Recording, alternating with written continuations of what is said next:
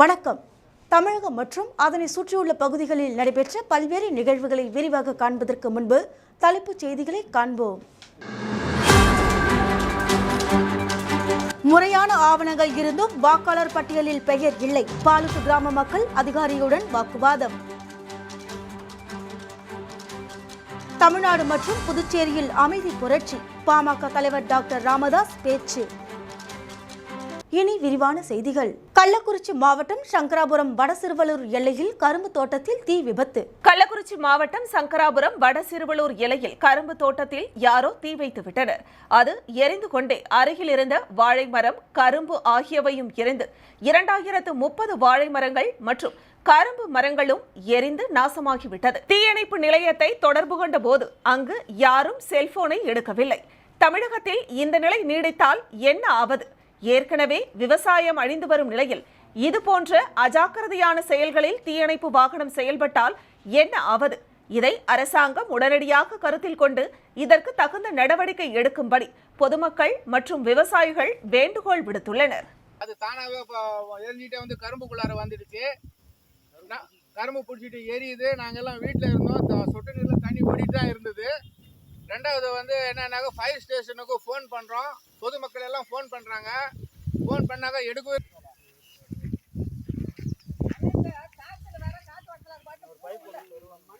போதுண்ணா. அப்படி மெதுவாக அது வரைக்கும் காட்டு எலெக்ஷன் டைம் எங்கே இருக்கிறாங்களோ அதையே வச்சுக்கணும்ல. ஓட்டு போட அந்த எங்கேயாவது இருக்கலாம். தேவனூர் ஸ்ரீ சுயம்பு பொய்யாமொழி விநாயகர் திருக்கோவிலில் 21/4/2024 அன்று கும்பாபிஷேக விழா நடைபெறுவதை முன்னிட்டு விநாயகர் பூஜையுடன் விழா தொடங்கியது. விழுப்புரம் மாவட்டம் திண்டிவனம் வட்டம் தேவனூர் ஸ்ரீ சுயம்பு பொய்யாமொழி விநாயகர் ஆலய கும்பாபிஷேக விழாவை முன்னிட்டு விநாயகர் விழா பூஜையுடன் ஆரம்பிக்கப்பட்டு புண்ணியாச வாகனம், கணபதி ஹோமம், நவகிரக ஹோமம், சுமங்கலி பூஜை, பிரம்மச்சாரிய பூஜை, கோ பூஜை, தன பூஜை, தீர்த்த சங்கிரகணம், அக்னி சங்கிரகணம், யாகசாலை நிர்மாணம் ஆகியவை நடைபெற்றன. நிகழ்ச்சிக்கான ஏற்பாட்டினை பரம்பரை அறங்காவலர்கள் சகுந்தலா அம்மாள், மணிகண்டன் ஆகியோர் மற்றும் கும்பாபிஷேக விழா குழுவினர் செய்திருந்தனர்.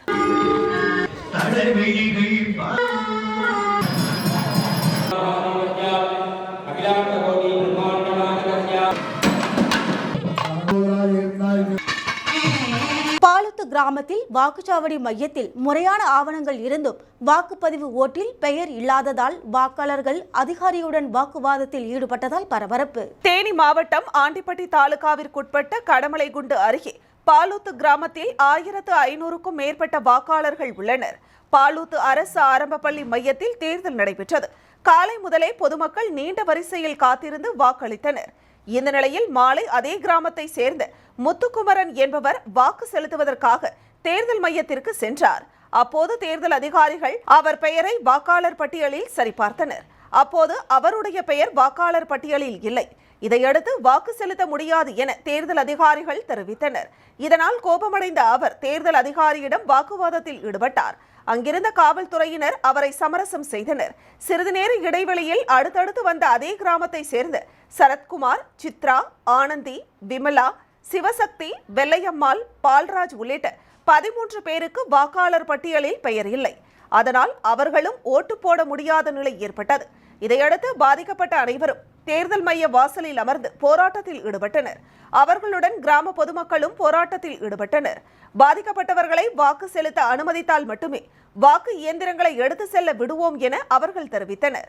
தகவல் அறிந்த கடமலைகுண்டு காவல்துறையினர் பொதுமக்களிடம் பேச்சுவார்த்தை நடத்தினர்.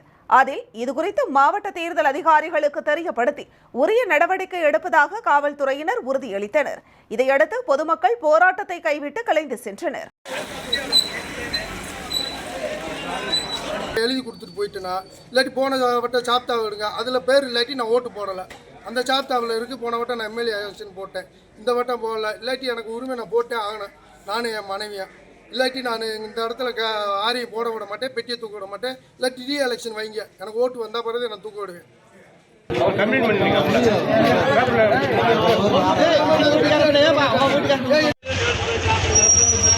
தேவனூர் ஸ்ரீ சுயம்பு பொய்யாமொழி விநாயகர் திருக்கோவிலில் கும்பாபிஷேக விழா முதற்கால பூஜை நடைபெற்றது.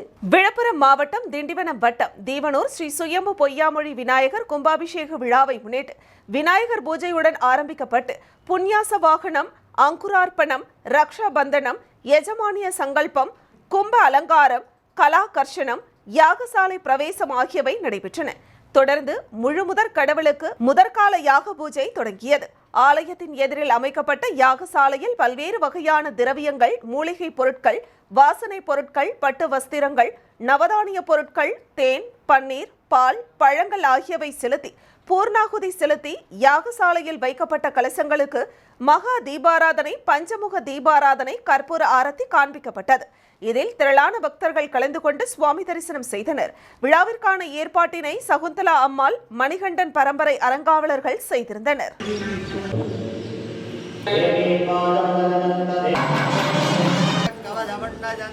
நமஹ சம்பூஜ்ய தூபதீப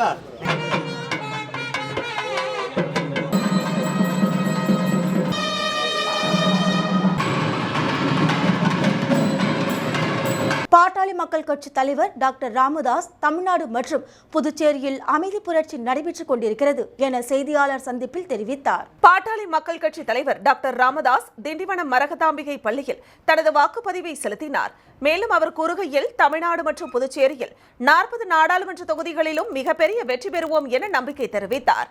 மக்கள் மனதில் மாற்றம் வர வேண்டும், ஆழமான ஏக்கம் இருக்கிறது. பிரதமர் மோடி 3வது முறையாக மிகப்பெரிய வெற்றி பெறுவார் என்றும் இது சித்திரை மாதம் மாம்பழ சீசன் என்றும் கூறினார். தற்போது வரை தேர்தல் அமைதியாக நடைபெறுகிறது. அரக்கோணம் தொகுதியில் பணம் கட்டுக்கட்டாக பிடித்துள்ளனர். தமிழகத்தில் ஆளும் கட்சி தங்கள் அதிகாரத்தை பயன்படுத்தி அதிகாரிகளை வைத்து தொடர்ந்து பணம் கொடுத்து வருகின்றனர். அதற்கு காரணம் தேர்தல் அதிகாரிகள் 99% தமிழக அரசு அதிகாரிகளாக உள்ளனர். அதனால் நடவடிக்கை எடுக்க தயங்குகின்றனர்.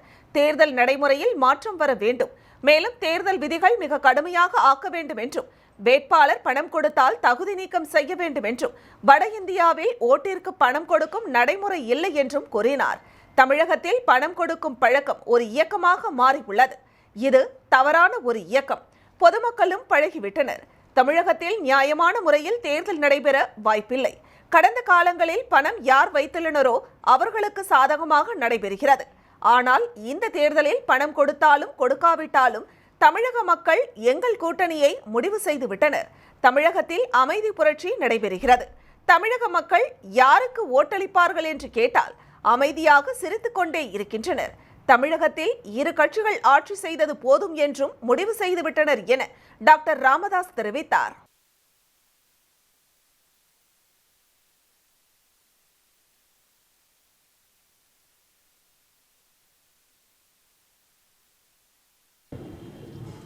இன்று தேர்தல் மும்முரமாக என்று சொல்லுவதை விட ஒரு மௌன புரட்சி புதுச்சேரி மாநிலம், தமிழ்நாடு இரண்டும் 40 தொகுதியிலே நடைபெற்று கொண்டிருக்கிறது. மக்கள் மாற்றத்தை விரும்புகிறார்கள். தேசிய ஜனநாயக கூட்டணியினுடைய வேட்பாளர்கள் புதுச்சேரி உட்பட 40 தொகுதியிலேயும் இந்த கூட்டணி அமோக வெற்றி பெறும். 3வது முறையாக பிரதமர் நரேந்திர மோடி பிரதமராகிறார். அந்த வகையிலே அவரை இன்று தமிழக புதுச்சேரி மக்கள் பெரிதும் விரும்புகிறார்கள். மாம்பழம் 10 இடத்திலே